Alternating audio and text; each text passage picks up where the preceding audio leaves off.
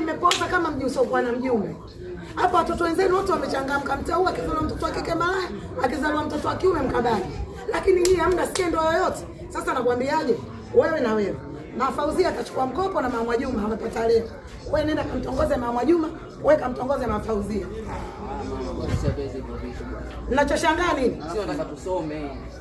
Mama, sisi tuko kwa ajili ya elimu. Sisi tunasimama kuna elimu ili tufanikiwe kupitia elimu. Mama, hayo mambo gani unayotufanyia? Hebu nisikilizeni, wenzenu wasomi kibao wanabeba matakataka sasa hivi. Yaani mimi ndo nakutumeni. Nendeni kwao wale mkawatongoze. Kachukueni hela hiyo mkopo. Mama, hapana, sisi tupo kwa ajili ya elimu Tanzania hii, si ndio watoto ambao tutakuwa na elimu. Mama, sisi tutakuwa mawaziri mama. Wao watafanya vitu kama hivyo mama. Shepu ya waziri unaiwewe. Hatuwezi bwana mama. Hizo pua zako ziofanana na mimi kama sketi ya solo waziri akupe nani? Lakini mama, pua hii ndio inafanya uende mjini mama. Mama, mimi napenda elimu. Mimi sipendi wewe unachokitaka. Mama, habari hizo si hatutaki. Kama uko kwa ajili ya mtaa, no, kaendelee mwenyewe. Hamna kula ugali ndani. Soma mama. Leo ndani ya mwingine ugali ya mli. Mama bwana, mama bwana.